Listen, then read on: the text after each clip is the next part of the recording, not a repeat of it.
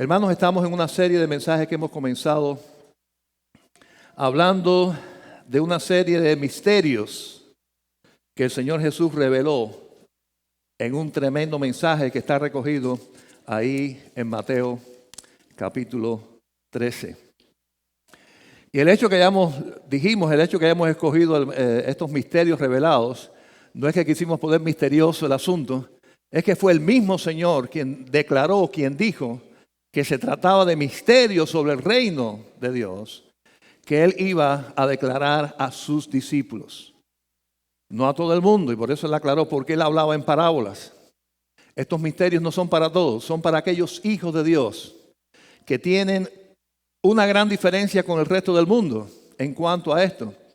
Y es que la palabra de Dios enseña que cuando una persona acepta a Jesucristo, el Espíritu Santo de Dios hace morada en él, es sellado por el Espíritu Santo y ahora tiene un discernimiento que no es de él, es de Dios, para poder entender cosas en la palabra de Dios que para el mundo es misterio, para el mundo es incomprensible.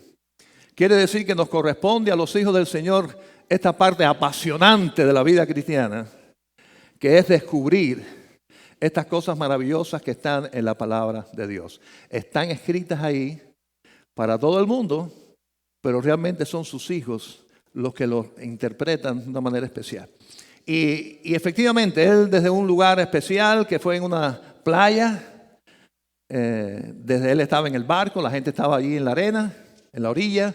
Desde allí él dio este mensaje que está en capítulo 13 de Mateo. Busquen en sus Biblias, por favor, Mateo 13:36.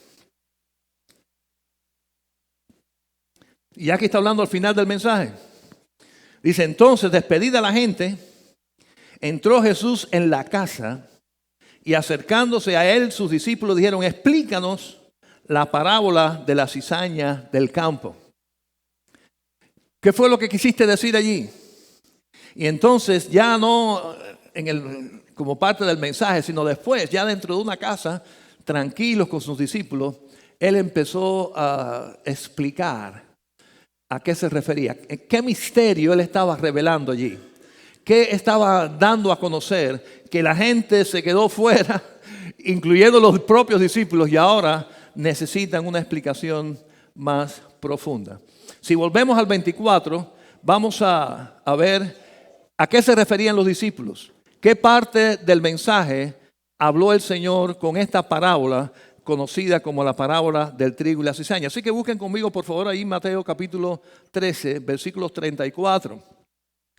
Y después vamos a saltar al 37 y la primera parte del 38, que es donde el Señor Jesús, ya dentro de aquella casa, explica a sus discípulos qué quiere decir esa porción del mensaje, esa porción de la parábola.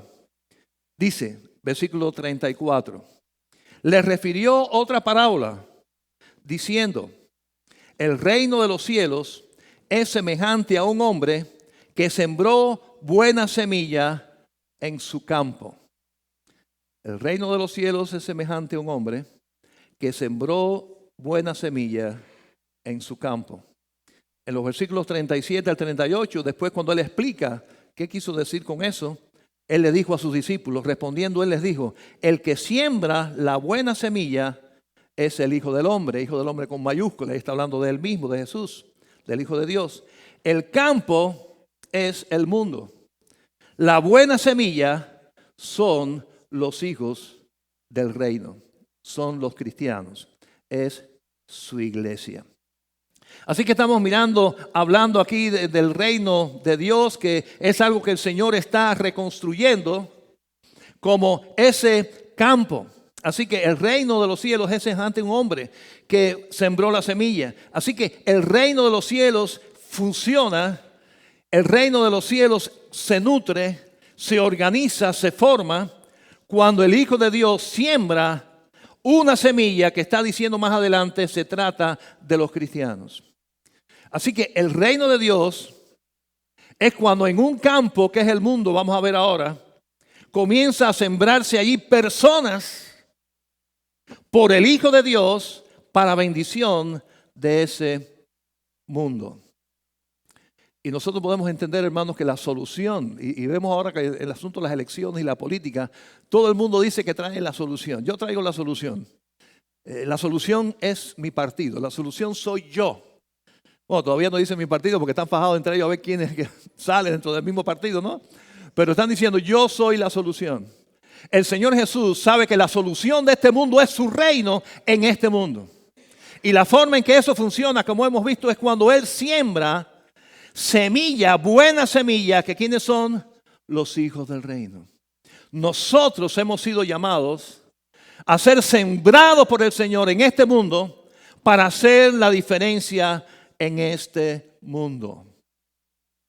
No se trata de un partido político. No se trata ni tan siquiera de una religión específica. Se trata de hombres y mujeres que han sido transformados por el poder de Jesucristo, que tienen al Espíritu Santo de Dios con ellos, para que hagan la diferencia en este mundo. De eso se trata el reino de Dios. Y sabemos que el trigo es algo positivo, es algo que alimenta. Y efectivamente este mundo lo que necesita es algo que lo saque de su hambre espiritual. Algo que reconozca que puede encontrar paz, perdón, salvación, vida eterna, gozo, esperanza. ¿En qué lugar? ¿Dónde se puede comprar cualquiera de estas cosas fuera de Jesucristo? Él es el único que tiene la capacidad, por ser el Hijo de Dios, por ser el que murió por nuestros pecados, de hacer la diferencia en las personas, cada una en particular. Por consiguiente, ese Cristo transformador siembra una semilla que es la iglesia en un mundo necesitado para que el reino de Dios sea formado, sea organizado entre nosotros. ¿Tiene sentido? Es lo que le está enseñando. Por consiguiente, la iglesia no fue creada para estar entre cuatro paredes haciendo solamente una o dos cosas. Interiormente fue creada cada uno de nosotros para ser sembrados en un mundo necesitado. Para eso el Dios precioso, cuando nos salvó, no nos llevó de aquí inmediatamente. Y es algo que quizás ustedes han pensado, yo lo he pensado. Sobre todo cuando estamos en tribulaciones, en problemas en este mundo. Y yo, ¿por qué el Señor me mantiene aquí pasando por estos trabajos? Si podía estar con Él sin este cuerpo, sin enfermedades, sin problemas, sin situaciones de ningún tipo. Bueno, hay una razón. Y yo creo que esta parábola explica por qué Él nos tiene aquí. Porque Él quiere que seamos la semilla que haga la diferencia en este mundo. Este mundo necesita de trigo, del alimento espiritual. Y el Señor nos siembra a nosotros para que hagamos esa diferencia. Más adelante en el versículo 38, como vimos, anteriormente está diciendo que el que siembra es el Hijo del Hombre, quiere decir, es Jesucristo. Sabemos que nosotros hacemos trabajo, somos los que predicamos, ¿verdad? No es el Señor el que predica, no es el Señor el que sale a hacer obra misionera, es la iglesia, somos nosotros. Pero ¿qué pasa si el Señor no obra? No pasa nada. Quiere decir que nosotros vamos, nosotros predicamos, pero el que cambia a una persona, el que salva a una persona, el que hace algo nuevo en una persona, no somos nosotros, el Señor. Amén. Quiere decir que efectivamente Él hace la obra de hacer la nueva persona. Él hace la obra de construir de la nada una semilla. Cuando el Señor nos salva, que nos hace sus hijos, según la enseñanza preciosa de esta parábola, nos convierte en una semilla que Él siembra en el mundo para hacer la diferencia en ese mundo. Así que el que siembra es el Señor. Según el versículo 38, ¿qué cosa es el campo donde se siembra? Dice ahí que ¿qué cosa es? El mundo. Quiere decir que en este mundo en que vivimos, con todas sus maldades y todas sus guerras y todas sus situaciones horribles que estamos viviendo, en este mundo de donde el Señor no nos ha quitado, en este mundo donde el Señor quiere que estemos, aquí es donde el Señor quiere sembrar una buena semilla para que nazca un trigo que haga la diferencia, que alimente el espíritu, que realmente salve gente, que realmente cambie familias, empezando por personas, familias, que pueda cambiar un país a partir de hombres transformados que fueron alcanzados por la semilla sembrada por el Señor en este mundo, que son sus hijos, es su pueblo, es su iglesia. Por consiguiente, una iglesia que no está en el mundo haciendo la obra es como una caja de semillas guardada en algún lugar cogiendo polvo ahí. Ya yo recogí, yo siempre sembré, gracias a un hermano de aquí que me ayudó, ají cachucha. Los cubanos saben de qué estoy hablando. Para los frijoles negros eso es especial. Y yo hice mi siembrita el año pasado. Pero ¿qué pasa con los ají aquí en este invierno? Se muere la mata. ¿Qué tuve que hacer yo? Yo recogí los mejores ajíes, los puse que se secaran. Ya tengo mis semillas, ¿para qué? Bueno, para este año. Sembrarlas. Ahora, ¿qué pasa si esa semilla que yo tengo guardada y las dejo guardadas? Y se pasan ahí meses y años. Algún día va a salir, algún día se va a recoger algún ají de ahí. Absolutamente nada. Nosotros no fuimos creados para estar cerrados en un lugar. Nosotros fuimos creados para hacer semilla en un mundo que necesita el trigo, que necesita la palabra, que necesita la esperanza, que necesita el mensaje de Jesucristo. Ese es el reino de Dios. Así se forma el reino de Dios en un mundo necesitado, cuando el Señor Jesús siembra la buena semilla, que son los hijos de Dios, que somos nosotros, en un mundo necesitado, en un mundo triste. Es como un desierto, hermanos, y sin Cristo. Y de pronto llega una semilla que germina y empieza a hacer la gran diferencia. Así que hay que ir al mundo. El Señor lo hizo, el Señor vino al mundo. El Señor estaba en el cielo, dejó su trono y vino al mundo. Nosotros debemos dejar nuestras comodidades y sacar tiempo para ir al mundo, para cumplir el propósito de Dios. Eso significa nuestra familia, nuestra escuela, nuestro barrio, nuestro trabajo, nuestra ciudad, nuestro estado, el mundo entero, porque a eso el Señor nos llamó. Esa debe ser la dirección de la iglesia. Y cuando hablamos de la iglesia, hablamos de nosotros. Ahí deben estar enfocados los ministerios. Desde la unión femenil, los hombres, los jóvenes, los matrimonios, adultos mayores.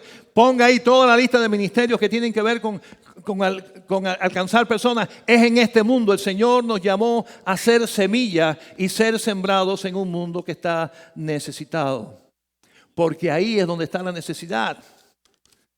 Y porque ahí es donde el Señor nos llamó a hacer la obra. Formar su reino. Así que ya vimos también la buena semilla, es los hijos de Rob, versículo 38. Nosotros la semilla, nosotros somos enviados por Dios, nosotros somos sembrados. Y ahí entonces hacemos la diferencia.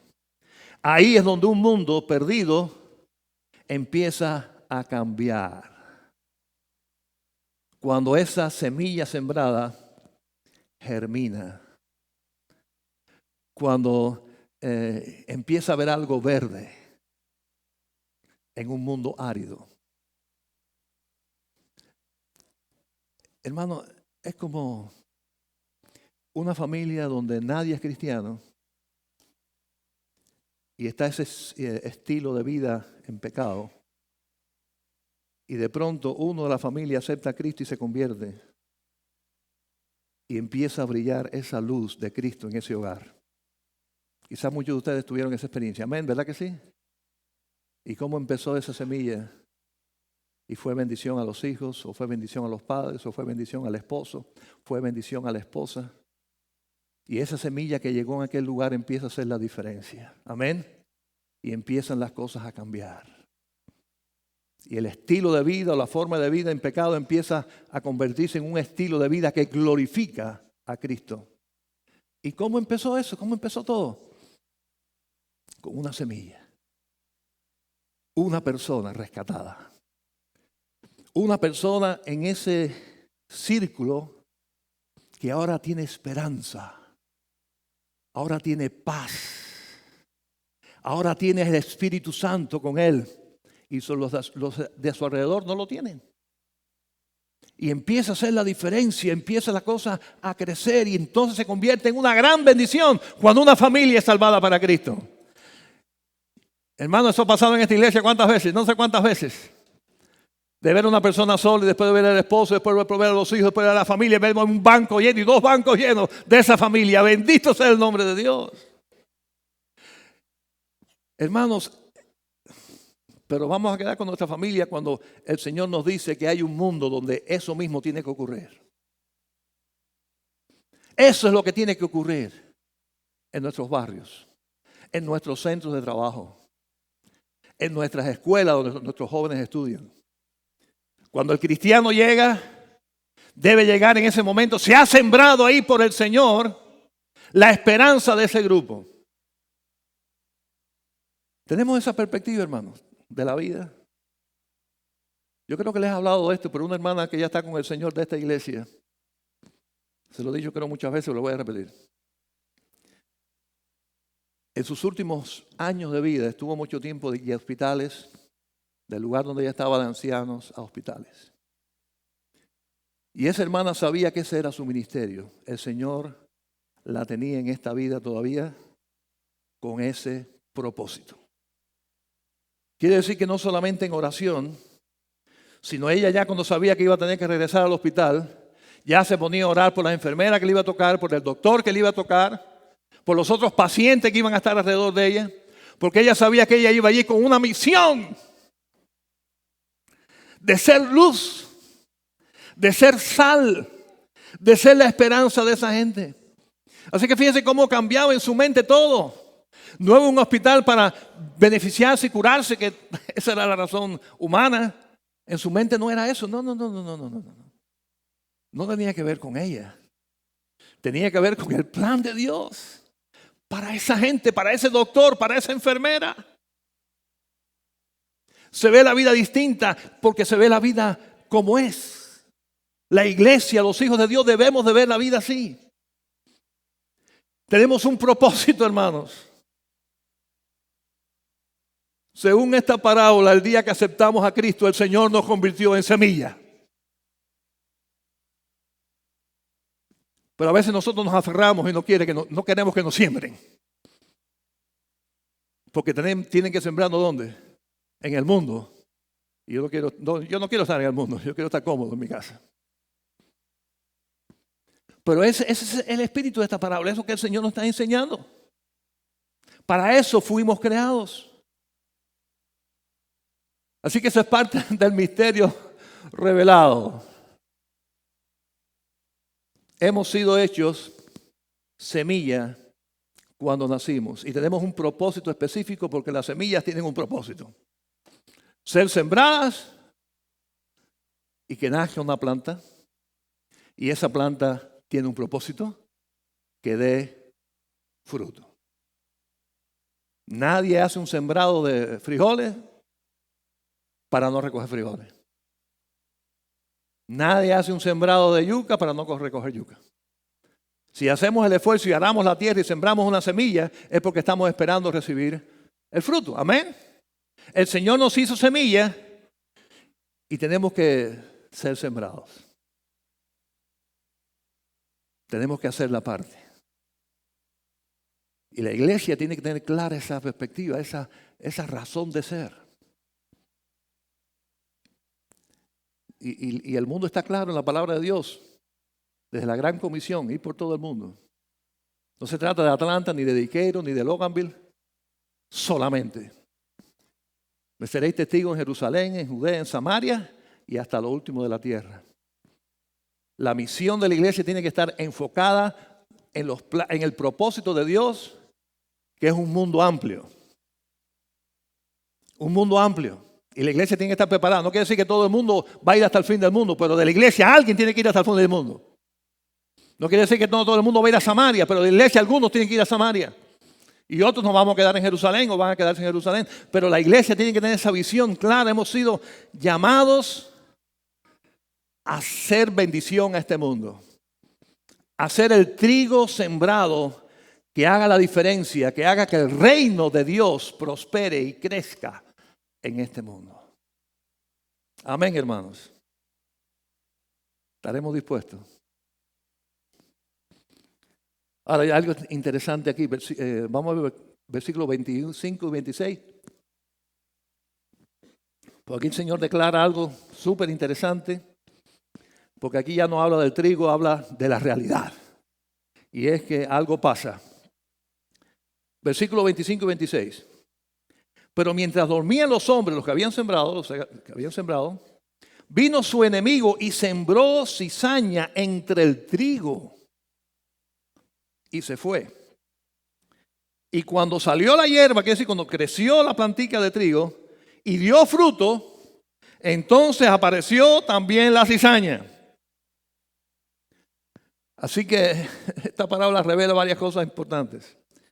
Cuando él explicó esto ahí en versículos 38 y 39, ya habíamos visto la primera parte, pero seguimos, dice, el campo es el mundo, la buena semilla son los hijos del reino. ¿Y qué dice? Y la cizaña son los hijos del malo. El enemigo que sembró es el diablo. Así que el Señor está aquí declarando una realidad que no podemos esconder. Una realidad que tenemos que enfrentar. Y que tenemos que enfrentar sabiamente en el Espíritu de Cristo. Y es que mientras germinaba la semilla de trigo, también estaba germinando ahí algo muy parecido. Al punto que no se podía saber la diferencia mientras estaban germinando. Que era hierba mala, que era cizaña. ¿Cuándo es que se supo que era cizaña? Cuando el trigo dio trigo y la cizaña no dio trigo. Y ahí se descubrió, oye, este que está aquí al lado mío resulta que no es trigo.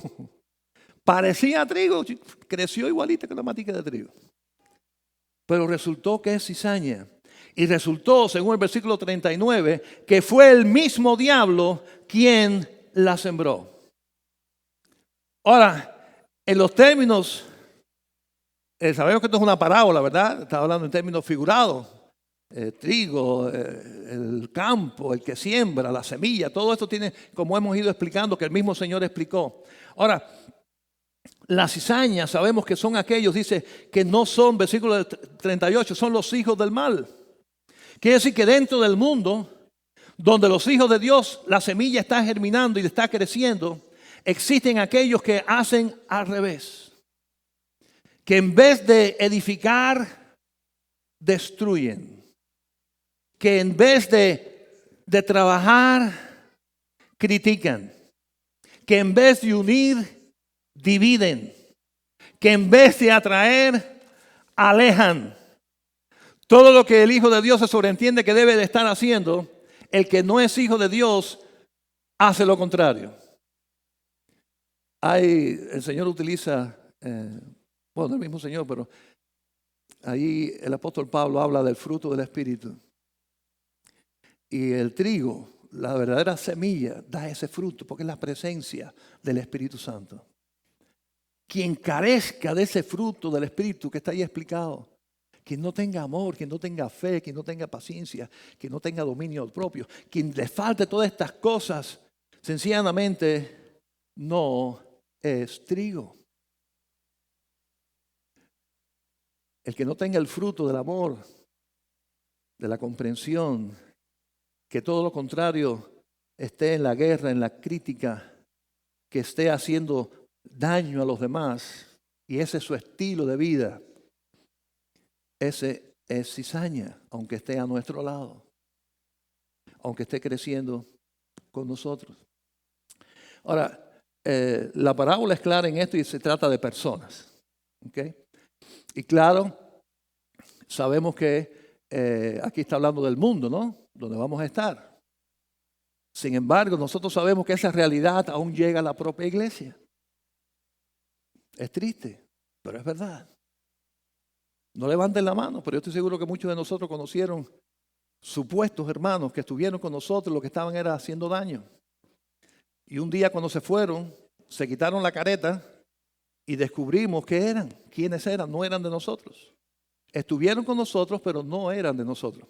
Quiere decir que esa es la realidad que nosotros enfrentamos, no solamente decir fuera, sino donde quiera que hay personas. Ahora, este asunto de la cizaña, yo sé que existe entre nosotros un refrán, ¿no? Sembró la cizaña, fulano sembró la cizaña. Cuando está haciendo eso quiere decir que sembró discordia, ¿verdad?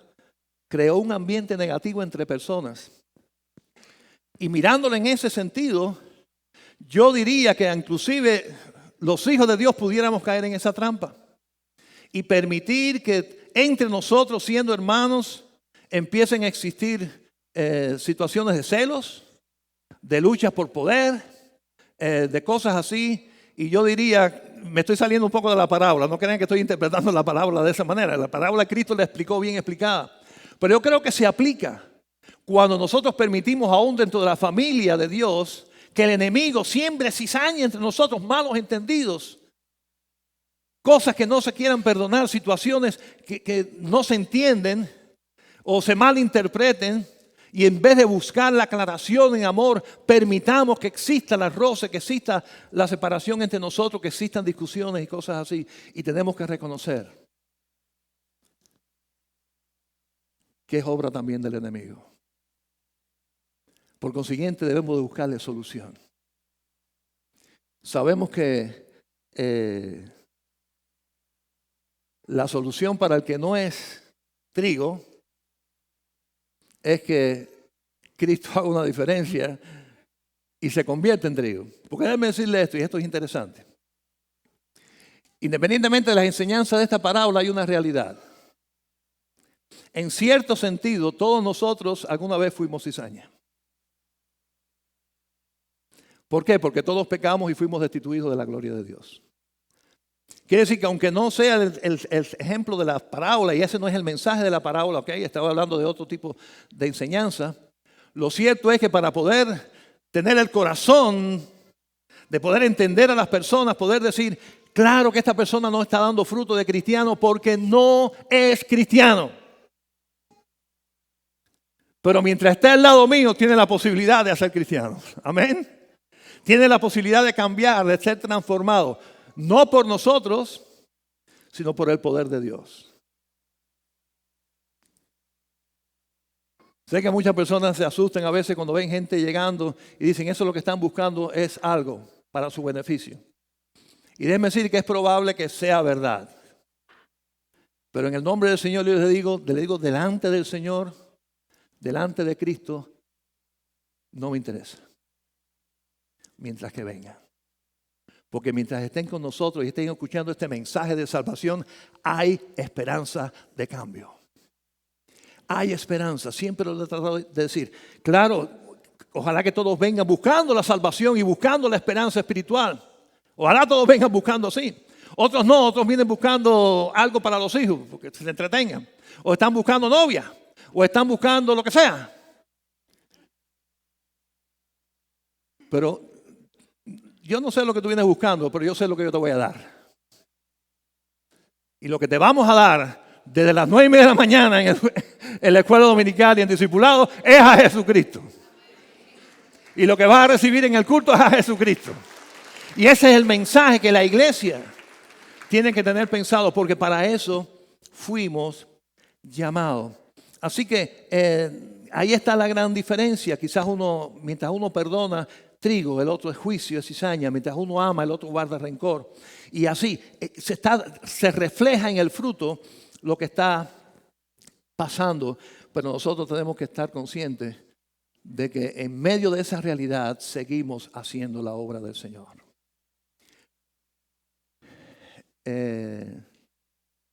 Esta realidad es algo que tarde o temprano todo cristiano nuevo va a tener que enfrentar un día. Y ojalá que pudiéramos ponerle en un vaso de cristal a los nuevos creyentes para que nunca se tropiecen dentro de la iglesia o fuera de la iglesia, en una convención, en un retiro que fue, había hermanos de muchas iglesias, que nunca se tropiece con una cizaña. Le voy a decir clarito ahora, eso es imposible. Así que esa es la realidad. Cuando yo diría que una persona prueba realmente, bueno, con la parábola que vimos la semana pasada del sembrador, que realmente sus raíces están profundas, es cuando puede reconocer que en la vida se va a encontrar esos casos, pero sus ojos tienen que seguir puestos en Jesucristo. Hermanos, y esto es tan triste lo que voy a decir, pero es verdad. A veces la cizaña es la que está en el púlpito, predicando un mensaje equivocado. ¿Y qué pasa con un nuevo creyente que se llega a un lugar y se encuentra que la cizaña es el que está predicando, buscando y sacándole dinero a la gente o haciendo cosas así para su propio beneficio? Yo digo que eso es duro. Yo digo que es uno de los casos más duros, ¿verdad que sí? Pero la persona, cuando es convertida en Jesucristo y nueva criatura en Cristo, sus ojos tienen que estar aún por encima del que está en el púlpito. Tienen que estar puestas en Jesucristo. Y buscar la solidez del Señor y la madurez de poder entender eso. Y reconocer que sus pies no están sobre una religión, no están sobre una persona, no están sobre un sistema, están en Jesucristo y ese es inconmovible. Por consiguiente, claro que en la vida tendremos aflicciones. Y muchas de esas aflicciones posiblemente vengan de supuestos cristianos que no son tales hermanos en Cristo, que son cizaña. Pero ¿saben qué, hermanos? Yo me pregunto si Dios lo permite todo, sí o no. Y yo diría que muchas veces Dios permite esa cizaña para que nosotros mantengamos los ojos puestos en Él. Y para que seamos probados en nuestra fe. Y para que efectivamente en algún momento tengamos que tomar juicio, estoy hablando dentro de la iglesia, para decidir hacer bien las cosas y tomar disciplina con aquellos que demuestran que no están haciendo las cosas con relación a la obra del Señor. Pero el punto es que la forma de hacerle frente a esto es amarrarse delante del Señor y hacer la obra de Cristo.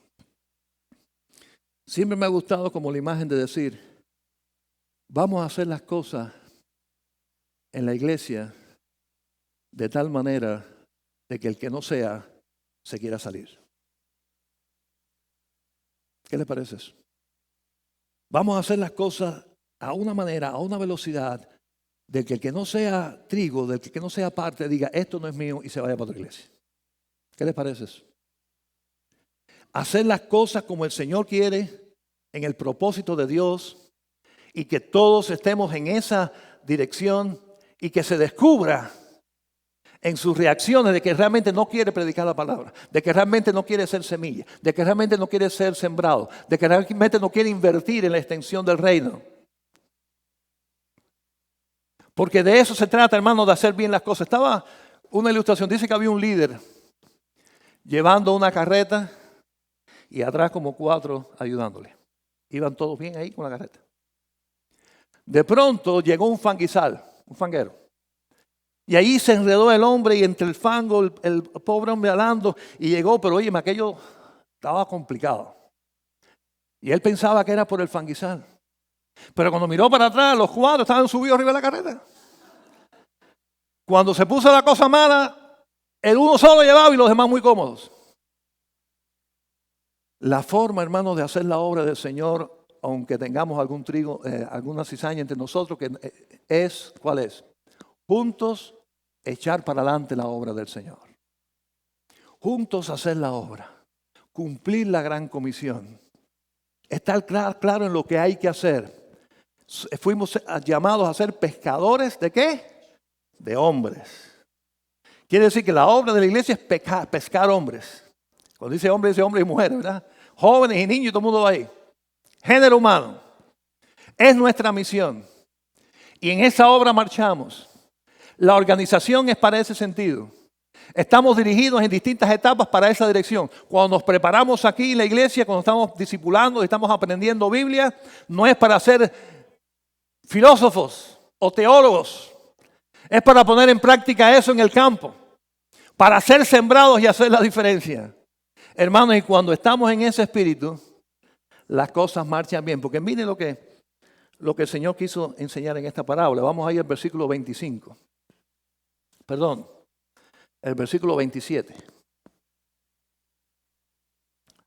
¿Cuál sería la reacción normal?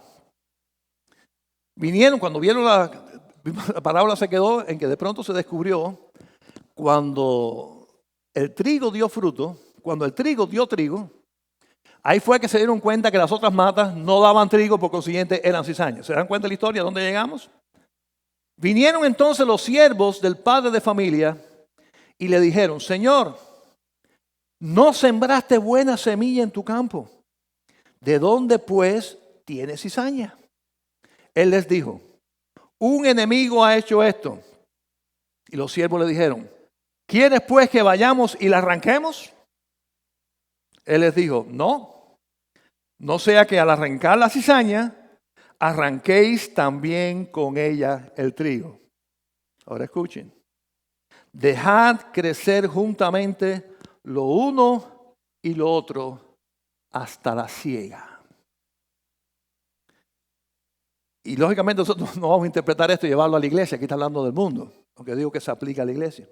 De poder decir, este hermano es un borracho, tiene 4 mujeres, es un ladrón, pero como aquí dice que hay que crecer junto con la cizaña, pues no importa que sea diácono de la iglesia.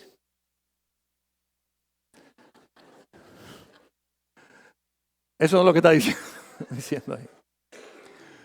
Dentro de la iglesia sí nos corresponde a nosotros tener disciplina y hacer juicios entre nosotros en cuanto a lo que se debe hacer como iglesia. Pero aquí está hablando de cuando estamos creciendo con alguien que no da evidencia de que realmente es cristiano, de que todo parece indicar que no lo es, y no nos corresponde a nosotros arrancarlo. Déjeme decirle, y yo creo que lo he dicho otras veces también, las apariencias engañan.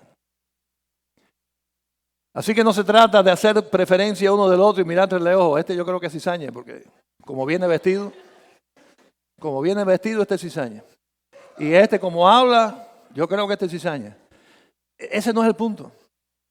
Eso corresponde al Señor. Déjeme decirle, solamente el Señor es el que sabe los corazones. Solamente el Señor es el que sabe las intenciones, hermanos.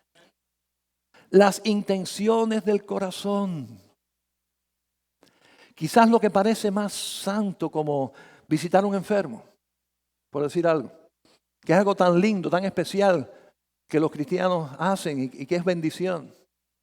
Pero si la intención de visitar a un enfermo no es para la gloria de Dios, si no es para hacer realmente bendición a esa persona, si hay otra intención ahí, aunque yo esté visitando a ese enfermo, eso para el Señor no sirve para nada.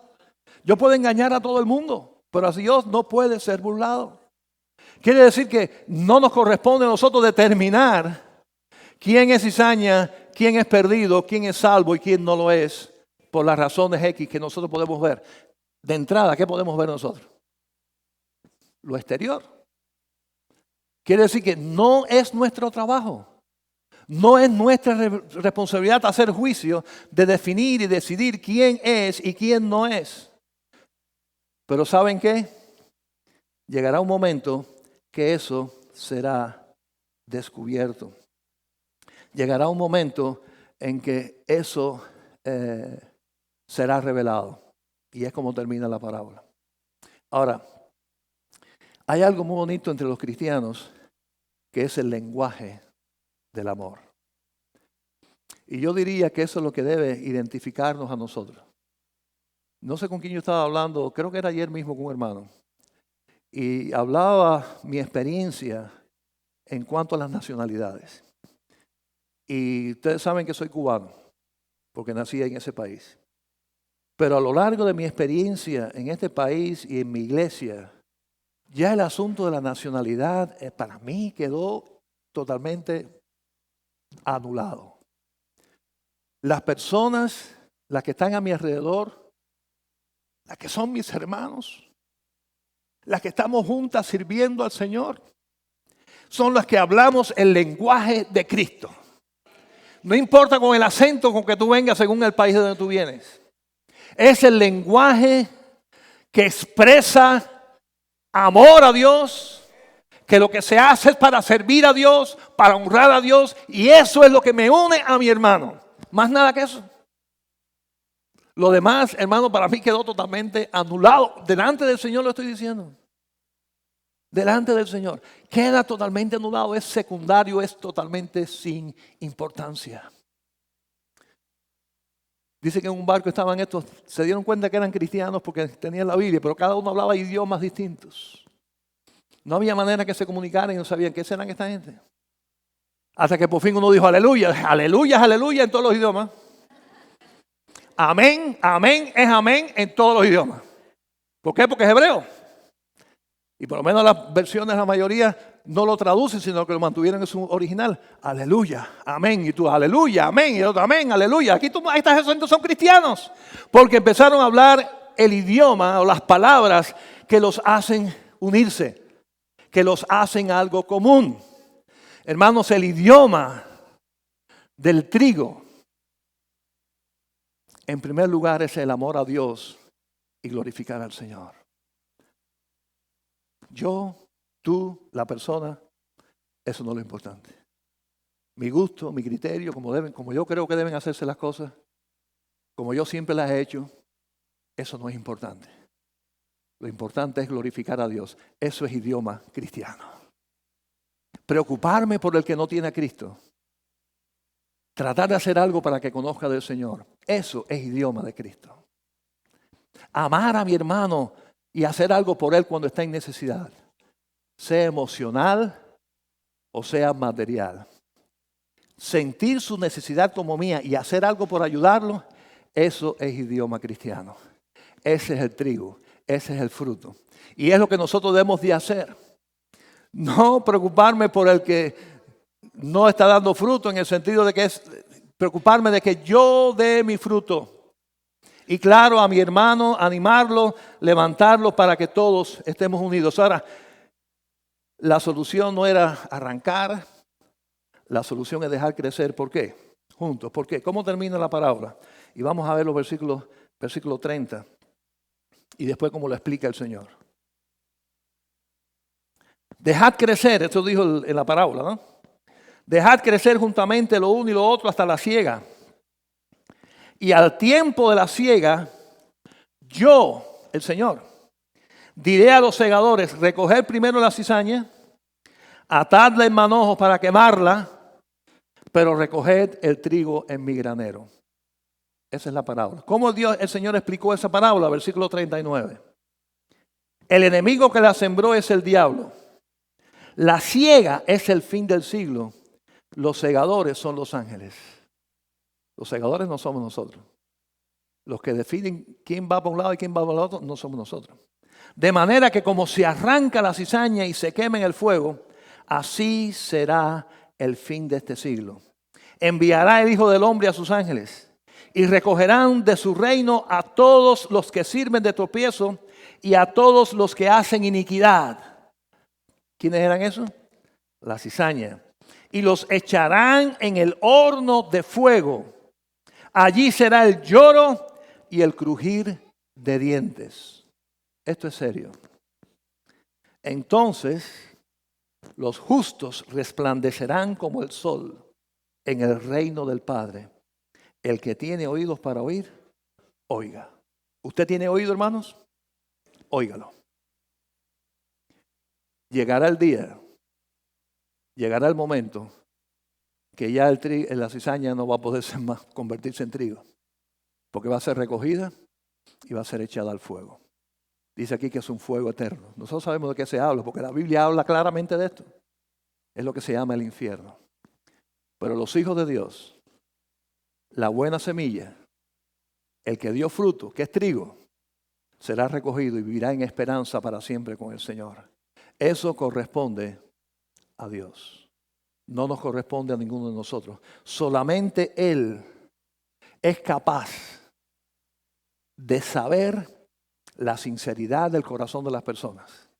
Solamente Él es capaz de saber si realmente su Espíritu Santo hizo morada allí y si fue sellado o no. Solamente el Señor sabe eso. Ninguno de nosotros puede saber eso. Es algo demasiado profundo, es demasiado interno. Pero cuando llegue el momento, sepamos bien que la ira de Dios, el juicio de Dios, está sobre aquellos que no pongan su fe en Jesucristo. Están bajo la condena de sus propios pecados. Y Dios es justo. Y Dios va a hacer pagar a cada cual según sus obras. Así que, hermanos, llegado el momento en nuestra vida cristiana, tenemos que reconocer esta realidad. Pero algo importante es que cada uno de nosotros reconozca y tenga paz interior de decir, gloria a Dios, en mi vida está el fruto de la presencia del Señor. Soy trigo y voy a dar fruto a su tiempo. Vamos a orar. Padre Santo, Señor, te alabo, te bendigo, te exalto. Porque tú eres bueno, Señor, y tu misericordia es para siempre. Pongo delante de ti, Señor, esta palabra tuya, suplicándote que no caiga vacía en nuestros corazones, sino que entendamos este misterio, y es que juntos estaremos creciendo con unos que no son tus hijos. Esa es una realidad que tú estás enseñando.